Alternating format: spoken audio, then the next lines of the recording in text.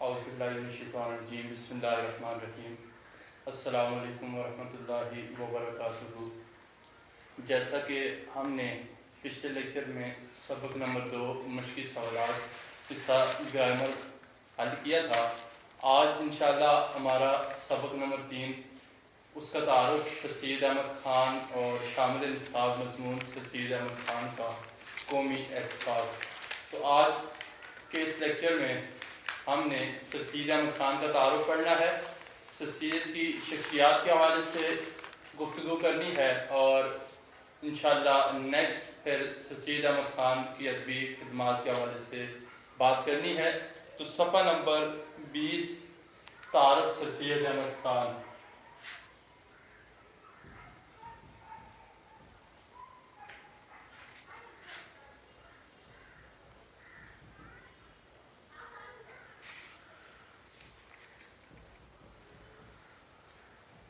سر سید احمد خان کی تاریخ پیدائش 1817 ہے۔ 1817 کو یہ پیدا ہوئے دلی کے ایک معزز علمی خاندان میں۔ علم سے محبت سر سید کو ورثے میں ملی، ورثے میں ملنا آباء و اجداد کی طرف سے۔ جو چیز آباء و اجداد کی طرف سے دی جاتی ہے اسے وراثت کہتے ہیں۔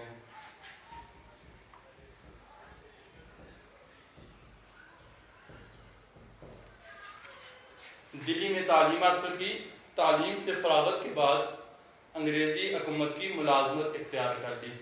تو سر سید احمد خان کی جو بنیادی تعلیم تھی وہ دلی میں تھی۔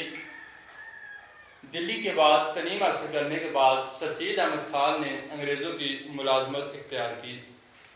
محکمہ قانون میں مختلف عہدوں پر فائز رہے، یعنی عدلیہ کے شعبے سے سر سید احمد خان وابستہ تھے۔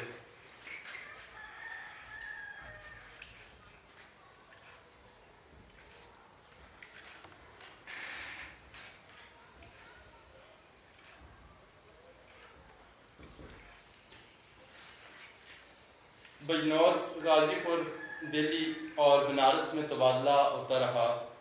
1857 کے ہنگامے کے وقت وہ بجنور میں تھے۔ انہوں نے بہت سے انگریزوں کی جانیں بچائیں جس کے صلے میں انہیں سر کا خطاب ملا۔ خطاب ایسا نام جو کسی خاص خوبی یا کارنامے کی بنا پر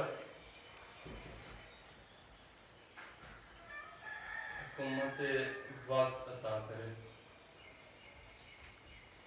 ایسا نام جو کسی خاص خوبی یا کارنامے کی بنا پر حکومت وقت عطا کرے خطاب کہلاتا ہے۔ اور سر سید احمد خان کو جو سر کا خطاب ملا وہ کسی علمی کارنامے کی بنا پر نہیں ملا، بلکہ اس نے بہت سارے انگریزوں کی جانیں بچائیں۔ اس سلسلے میں انگریز حکومت نے اعزازی طور پہ سر سید احمد خان کو سر کا خطاب دیا۔ کیا خطاب اس کو ملا؟ سر کا خطاب۔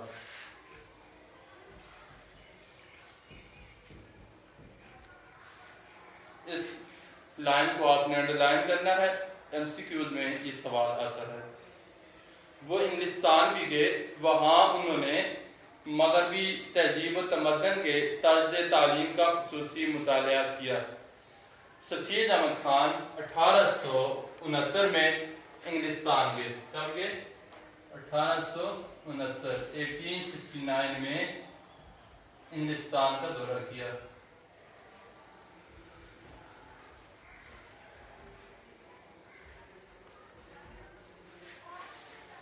انگلستان کا موجودہ نام انگلینڈ، برطانیہ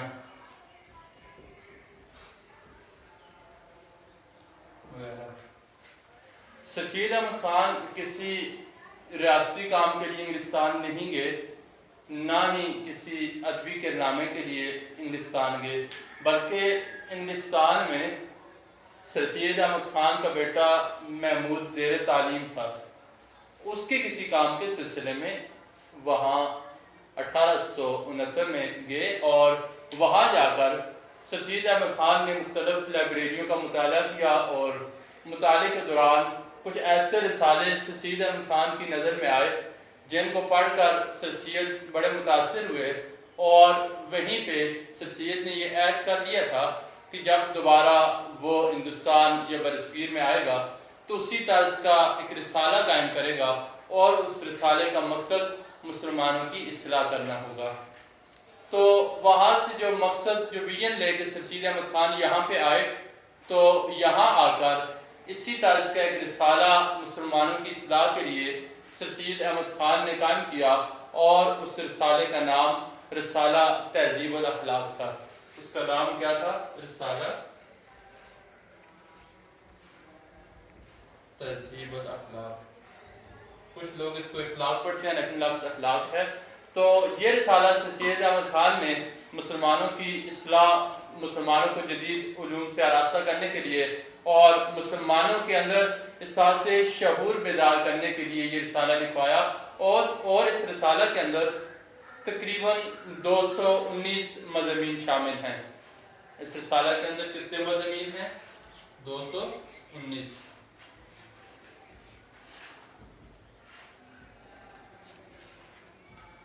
اور اس سارے کے سارے مضامین سر سید احمد خان کے اپنے نہیں ہیں، بلکہ اس میں بہت سارے ایسے ادیب تھے جو سر سید احمد خان کی ٹیم کا حصہ تھے، اور وہ بھی مسلمانوں کو ترقی یافتہ دیکھنا چاہ رہے تھے، تو انہوں نے سر سید کے ساتھ مل کر مسلمانوں کو جدید علوم سے آراستہ کرنے کے لیے اس رسالے میں اپنا کردار ادا کیا۔ جس طرح چراغ حسن اسد خان ہیں، چراغ حسن اسد خان، اس کے علاوہ اور بھی بہت سارے ایسے لوگ ہیں جنہوں نے اس رسالہ کے اندر، یعنی شبلی ہیں، علی ہیں، چراغ حسن اسد خان ہیں، نواب وقار الملک ہیں، نواب وقار الملک، محسن الملک، علی سر سید، یہ سارے علی شبلی، یہ سارے لوگ انہوں نے اس رسالہ کے اندر مضامین لکھے ہیں اور مسلمانوں کی جدید ترقی میں اپنا کردار ادا کیا ہے۔ وہاں انہوں نے مغربی تہذیب و تمدن کے طرز تعلیم کا خصوصی مطالعہ کیا، کیمبرج اور آکسفورڈ کی یونیورسٹیوں سے متاثر ہوئے۔ وطن واپسی پر ایسی ہی یونیورسٹیوں کا اجرا اپنے ملک میں بھی چاہتے تھے، انہوں نے مسلم علی گڑھ کالج قائم کیا، اور سر سید احمد خان نے اس رسالے کے ساتھ ساتھ ایک کالج قائم کیا جس کا نام تھا مسلم علی گڑھ کالج۔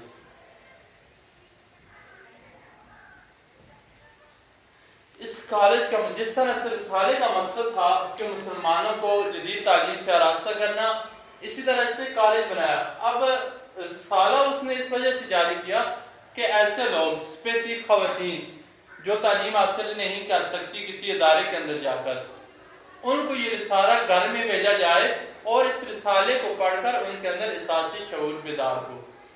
اور کالج اس لیے قائم کیا تاکہ مسلمان طلباء اس کالج میں پڑھ سکیں۔ اس کالج کا مقصد مسلمانوں کو جدید تعلیم، اور جدید تعلیم میں سب سے اہم تعلیم جو تھی وہ انگریزی کی تعلیم تھی، کیونکہ اس سے پہلے ہم مسلمانوں نے جتنی بھی تعلیم حاصل کی وہ صرف اور صرف مذہبی تعلیم تھی۔ اب جدید تعلیم اور انگریزی تعلیم کی ضرورت اس وجہ سے تھی کہ ہم انگریزوں کی آنکھ میں آنکھ ڈال کے بات کر سکیں، ان سے اپنے حق کے لیے بات کر سکیں اور ان سے اپنا حق چھین سکیں۔ تو اس لیے سر سید احمد خان نے یہ کالج قائم کیا۔ اس کالج کا نام مسلم علی گڑھ کالج ہے، اور یہ کالج غالباً 1875 میں قائم کیا گیا۔ ان کی وفات کے 22 سال بعد اس کالج کو مسلم علی گڑھ یونیورسٹی کا درجہ دیا گیا، یعنی 1920 میں اس کالج کو یونیورسٹی کا درجہ مل گیا۔ کب ملا؟ 1920 میں۔ ایم سی کیو یہ آتا ہے کہ سر سید کی وفات کے بعد مسلم علی گڑھ کالج کو کتنے عرصے بعد یونیورسٹی کا درجہ ملا؟ تو اس کی وفات کے 22 سال بعد مسلم علی گڑھ کالج کو یونیورسٹی کا درجہ ملا، اور اس کی جو تاریخ اجرا بنتی ہے وہ ہے 1920۔ سر سید نے اردو ادب اور اس کی ترقی میں نمایاں حصہ لیا۔ اردو زبان کی اشاعت کے لیے ان کی کارنامے سنہری روپ سے لکھے جانے کے قابل ہیں۔ انہوں نے اردو نثر کو سلاست اور روانی کے زیور سے آراستہ کر کے قومی مقاصد کے اصول کا ذریعہ بنایا۔ سر سید نے مدعا نگاری کی طرف خاص توجہ دی۔ اردو نثر کے اس زمانے کے پرتکلف اور مشکل انداز کو ترک کیا۔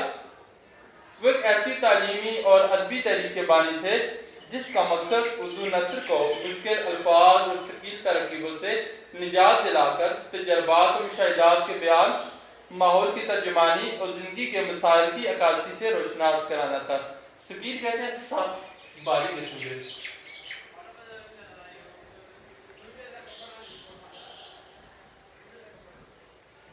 اب سر سید احمد خان نے جب 1857 میں یہاں برصغیر کے اندر انگریزوں نے قبضہ کیا تو یہ عہد کر لیا تھا کہ میں نے مسلمانوں کی اصلاح کا ذمہ لینا ہے، اور جہاں سیاسی فورم پہ مسلمانوں کی اصلاح ضروری تھی وہیں پہ ادبی فورم پہ بھی مسلمانوں کی اصلاح بڑی ضروری تھی، کیونکہ ادب کے ذریعے ہم مسلمانوں کے اندر احساس پیدا کر سکتے تھے کہ ہم نے اپنے حق کے لیے آواز اٹھانی ہے، اپنے حق کے لیے لڑنا ہے۔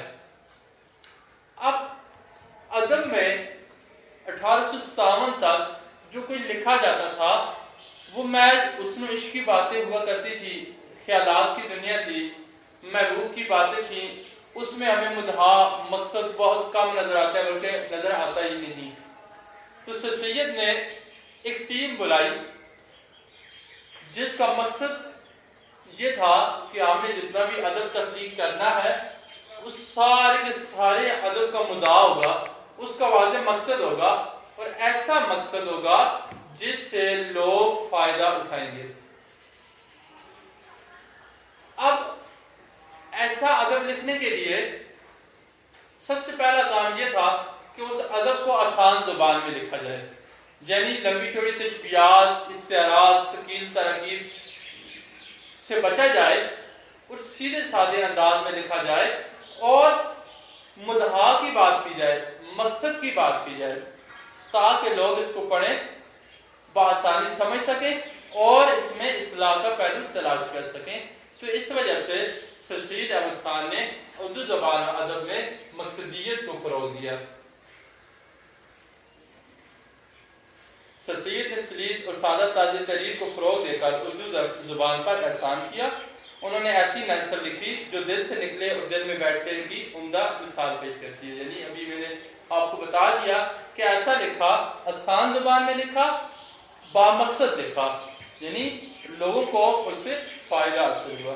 نہ صرف خود لکھا بلکہ شبلی، عالی، اس کے بعد مولوی نذیر احمد، محمد حسین ازال، ان تمام لوگوں سے بھی ایسا ہی کام کروایا کہ وہ بھی لوگوں کے دلوں میں بیٹھ گیا۔ ان کی تحریروں میں بول چال کا انداز پایا جاتا ہے۔ سر سید کے اسلوب کی نمایاں خصوصیت ان کا منطقیانہ انداز ہے، یعنی عقل کے ذریعے وہ بات کرتے تھے، چیزوں کو پرکھ کر، سوچ سمجھ کر۔ استدلال کا رنگ ان کے جملوں اور پیراگرافوں میں خاص اثر دکھاتا ہے۔ استدلال جب بھی وہ بات کرتے تھے تو پوری دلیل کے ساتھ بات کرتے۔ ان کی تحریروں میں کہیں کی ظرافت اور مزاح بھی پایا جاتا ہے۔ ظرافت کہتے ہیں ہنسی مذاق کو۔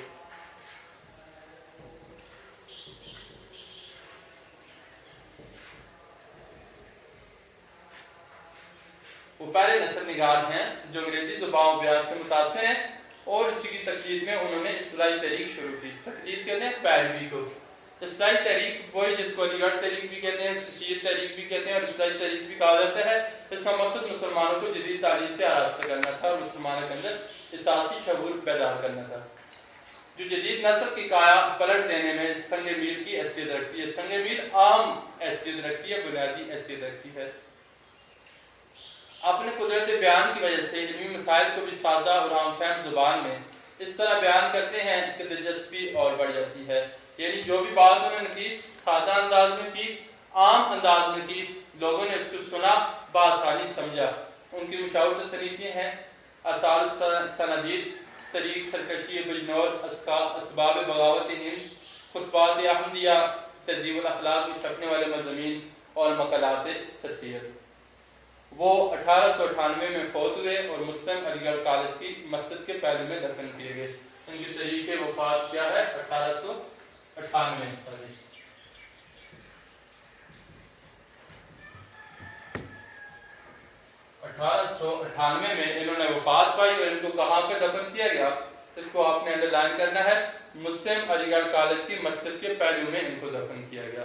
تو یہ تھا سر رشید احمد خان کا مختصر سا تعارف، ان کا شامل نصاب مضمون ہے ہمارے سلیبس میں قومی اتفاق۔ انشاءاللہ اگلے لیکچر میں ہم نے قومی اتفاق کے اوپر بات کرنی ہے اور ساتھ ساتھ سبق کی ریڈنگ کرنی ہے۔ تو اگلے دن تک کے لیے اجازت چاہوں گا، اللہ حافظ، السلام علیکم۔